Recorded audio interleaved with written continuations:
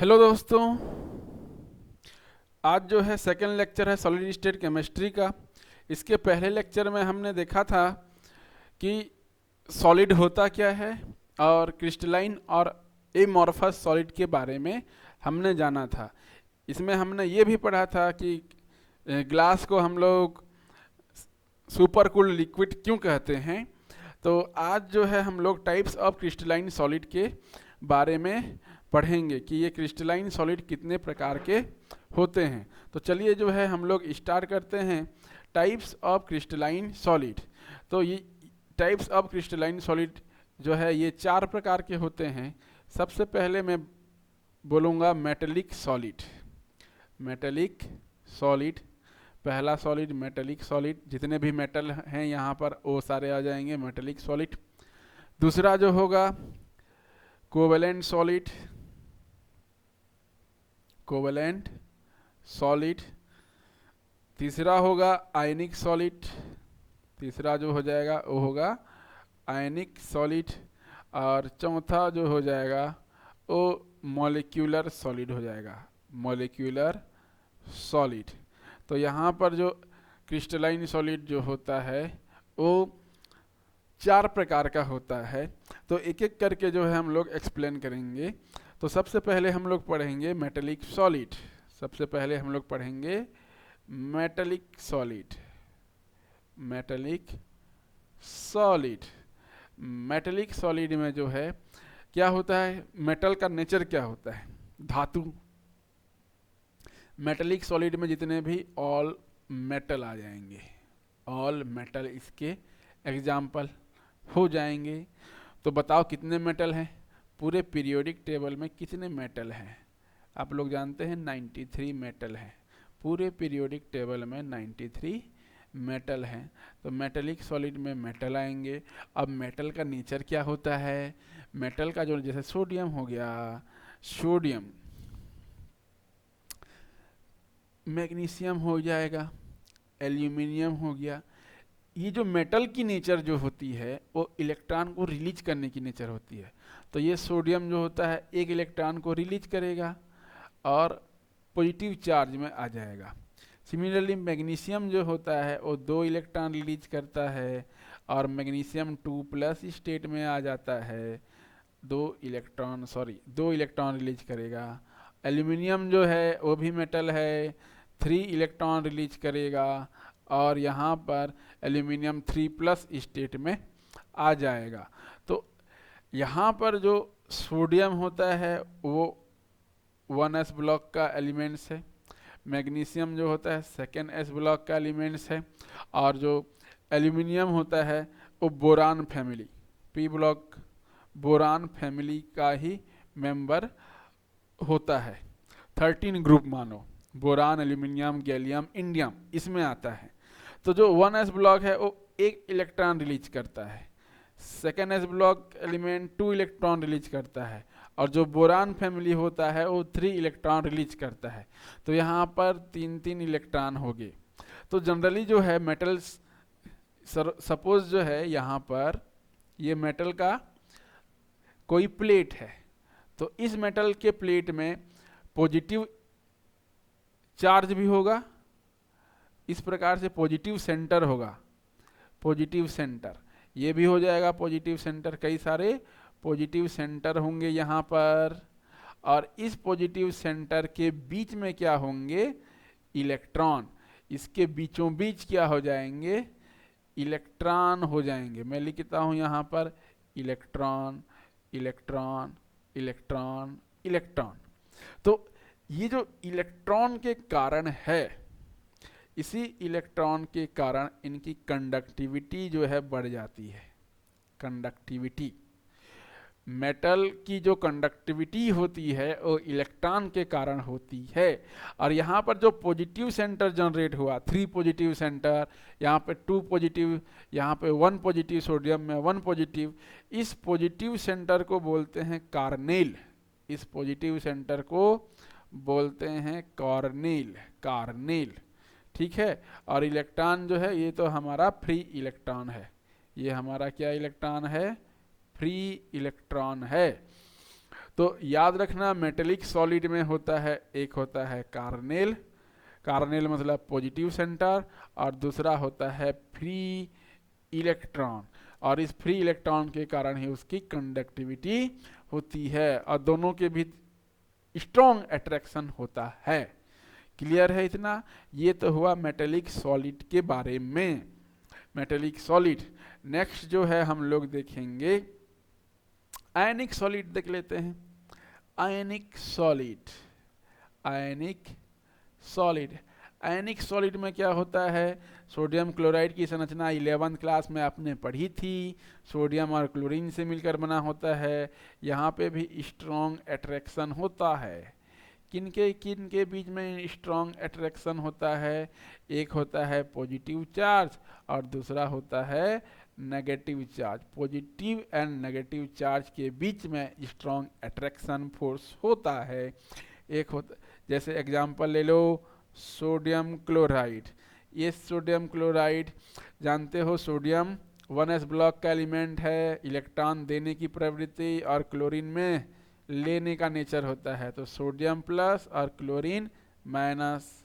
Caesium chloride ले लो, एक होता है सीजियम प्लस और दूसरा होता है क्लोरीन माइनस।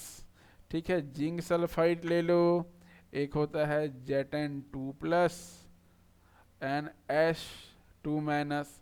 तो यहाँ पे पॉजिटिव चार्ज और नेगेटिव चार्ज दोनों के बीच में स्ट्रॉन्ग अट्रैक्शन फोर्स होता है।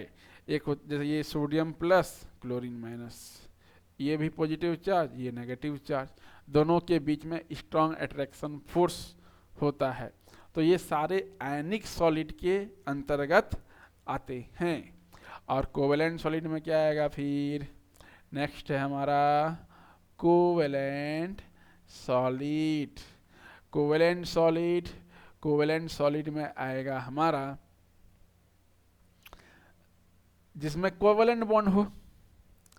तो कोवेलेंट सॉलिड में ऐसे सॉलिड जिनमें कोवेलेंट बॉन्ड पाए जाते हैं, जिनमें कोवेलेंट बॉन्ड प्रेजेंट हो, कोवेलेंट बॉन्ड प्रेजेंट हो। जैसे एग्जाम्पल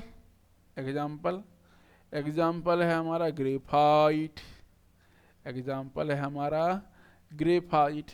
इस ग्रेफाइट में, ये ग्रेफाइट जो होता है कार्बन एटम से मिलकर बना होता है। Only and only carbon atom इसमें प्रेजेंट है, ओनली कार्बन एटम इसमें प्रेजेंट होता है। सीट लाइक स्ट्रक्चर होता है, सीट लाइक स्ट्रक्चर होता है। इसमें फ्री इलेक्ट्रॉन होते हैं और फ्री इलेक्ट्रॉन होने के कारण ये कंडक्टिंग नेचर के होते हैं, कंडक्टिंग नेचर के होते हैं। तो ये कोवेलेंट सॉलिड में आएगा जी। कौन सा एग्जाम्पल? हमारा ग्रेफाइट, ग्रेफाइट कोवेलेंट सॉलिड में आएगा।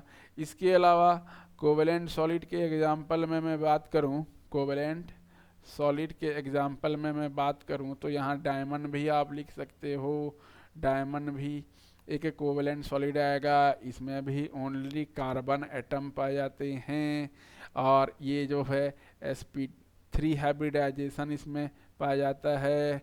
और यहाँ no free electron, no free electron मतलब ये इंसुलेटिंग नेचर का होता है, इंसुलेटिंग नेचर का ये होता है। तो ये डायमंड भी कोवेलेंट सॉलिड में आएगा। Third example, example number third मैं बोलूं Carbide, metal Carbide. Metal carbide मतलब मेटल कार्बाइड होता क्या है? जब हम किसी मेटल को कार्बन के साथ रिएक्ट करते हैं तब वहाँ पे मेटल कार्बाइड बनता है। एग्जाम्पल होता है silicon carbide, silicon carbide. Okay, magnesium carbide, magnesium और कार्बन को ऐड करो। मैग्नीशियम की वैलेंसी कितनी होती है? 2, कार्बन की वैलेंसी कितनी होती है? 4। तो यहाँ पे 1:2 मतलब Mg2C magnesium carbide, magnesium carbide, ये सिलिकॉन कार्बाइड, ये तो यहाँ पे क्या होता है, मेटल को कार्बन के साथ रिएक्ट करते हैं तो एक हार्ड मटेरियल, ये जो कार्बाइड होता है वेरी हार्ड मटेरियल होता है। मैं यहाँ पे कलर अलग यूज कर लेता हूँ। ये जो मेटल कार्बाइड होते हैं, मेटल कार्बाइड, मेटल के साथ कार्बन को कंबाइन करते हैं तो एक हार्ड मटेरियल यहाँ पे मिलता है, वेरी हार्ड मटेरियल होता है ये भी। तो ये भी किसका एग्जाम्पल होता है, कोवेलेंट सॉलिड का ही एग्जाम्पल होता है। ठीक है, तो कोवेलेंट सॉलिड में डायमंड, ग्रेफाइट, सिलिकॉन कार्बाइड हमने देख लिया एग्जाम्पल में। ठीक है, ये होता है कोवेलेंट सॉलिड। अब क्या बच गया हमारे पास, 3 सॉलिड तो हमने कवर कर लिया। अब चौथा नंबर का जो सॉलिड है उसे हम लोग बोलेंगे molecular solid, molecular solid, molecular solid मतलब यहाँ पे एटम और एटम आपस में मिलेंगे तो मॉलिक्यूल का फॉर्म, मॉलिक्यूल का फॉर्म, मॉलिक्यूल को फॉर्म करेंगे, एटम प्लस एटम आपस में मिलेंगे तो यहाँ पे मॉलिक्यूल बनाएंगे, मॉलिक्यूल बनाएंगे। तो इसका एग्जाम्पल मॉलिक्यूलर सॉलिड में, यहाँ पर याद रखना, यहाँ पे मॉलिक्यूल में, मॉलिक्यूलर सॉलिड में वंडर वाल्स फोर्स पाया जाता है। कौन सा force, van der Waals force present होता है, वंडर वाल्स फोर्स प्रेजेंट होता है। अब इसका एग्जाम्पल देख लो, एग्जाम्पल, एग्जाम्पल में मैंने लिखा यहाँ पर, जैसे मैं फ्लोरीन लिखता हूँ, क्लोरीन लिखता हूँ, ब्रोमीन लिखता हूँ, आयोडीन लिखता हूँ। ठीक है, इस ये फ्लोरीन, क्लोरीन, ब्रोमीन और आयोडीन। देखो फ्लोरीन यहाँ पर गैस है, क्लोरीन भी गैस है, ब्रोमीन लिक्विड होता है, आयोडीन जो होता है यहाँ पर सॉलिड होता है, आयोडीन सॉलिड होता है। तो ये जो पदार्थ है, पदार्थ की अवस्था यहाँ पर उसका जो स्टेट है वो क्यों चेंज हुआ, मतलब फ्लोरीन भी तो एक मॉलिक्यूल है, क्लोरीन भी एक मॉलिक्यूल है, ब्रोमीन भी मॉलिक्यूल है, आयोडीन भी एक मॉलिक्यूल है। तो याद रखना यहाँ पे वंडर वाल्स फोर्स तो पाया जाता है लेकिन यहाँ पर वेट बढ़ता है, ऊपर से नीचे यहाँ पर आएंगे, ऊपर से नीचे जब हम यहाँ पर आएंगे तो वेट इंक्रीज हो रहा है, वेट यहाँ पर इंक्रीज, जब वेट इंक्रीज होगा तो वंडर वाल्स फोर्स, कौन सा फोर्स, वंडर वाल्स फोर्स, ये क्या होगा, ये भी इंक्रीज होगा। जब वंडर वाल्स फोर्स इंक्रीज होगा तो सॉलिड का जो नेचर होगा वो इंक्रीज होगा, सॉलिड का जो नेचर होगा वो इंक्रीज हो जाएगा यहाँ पर। इसीलिए फ्लोरीन से जब हम आयोडीन की ओर आएंगे मॉलिक्यूलर फॉर्म में तो यहाँ पे वेट इंक्रीज होता है, वंडर वाल्स फोर्स इंक्रीज होता है और सॉलिड का नेचर बढ़ता है। और एक चीज़ मैं आपको ये भी बता दूं, जब मैं बात करूं, फ्लोरीन जो है हाईली रिएक्टिव होता है और हाईली इलेक्ट्रोनेगेटिव होता है, हाईली रिएक्टिव नेचर का होता है और इलेक्ट्रोनेगेटिव नेचर का होता है। कौन, फ्लोरीन इलेक्ट्रोनेगेटिव नेचर का यहाँ पर होता है। ठीक है, क्लियर है यहाँ पर। जैसे ये तो हुआ मॉलिक्यूलर सॉलिड की बात, आप HCl भी ले सकते हो। HCl जो है पोलर नेचर का होता है, पोलर नेचर का, पोलर नेचर में आएगा HCl, मतलब हाइड्रोजन में पॉजिटिव चार्ज और क्लोरीन में नेगेटिव चार्ज। ठीक है, उसके अलावा आप ले सकते हो water molecule, water molecule ice form में पाया जाता है यहाँ पर और इसमें हाइड्रोजन बॉन्ड पाया जाता है, हाइड्रोजन बॉन्ड पाया जाता है। और ये जो H2, N2 और O2 हमने देखा ये तो हमारा नॉन पोलर नेचर का है, नॉन पोलर नेचर का है। मतलब मैं यहाँ पे ये जितने भी एग्जाम्पल देखा हमने मॉलिक्यूलर सॉलिड में, तो मॉलिक्यूलर सॉलिड को हम 3 पार्ट में डिवाइड कर सकते हैं, मॉलिक्यूलर सॉलिड को 3 पार्ट में हम डिवाइड कर सकते हैं, बिल्कुल कर सकते हैं। एक होता है हमारा पोलर मोलिकुलर सॉलिड, दूसरा होता है हमारा हाइड्रोजन बॉन्ड वाला, और तीसरा हो जाएगा नॉन पोलर में आ जाएगा।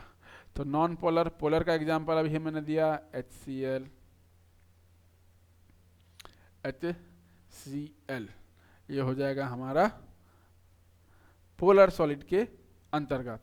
हाइड्रोजन बॉन्ड में क्या आ जाएगा, वाटर, और नॉन पोलर मॉलिक्यूल में कौन सा आ जाएगा, अभी मैंने देखा था H2, N2, O2, F2, Cl2, Br2, I2, ये सारे नॉन पोलर में आएंगे। क्लियर है? तो यहाँ पे ये लेक्चर आप लोगों के लिए हेल्पफुल रहा होगा। तो अगला जो है हम लोग क्रिस्टल लैटिस के बारे में देखेंगे, SCC, BCC, FCC, ये होता क्या है, और number of per unit cell की गणना करेंगे। तो आज के लिए इतना ही मेरे दोस्तों, जय हिंद।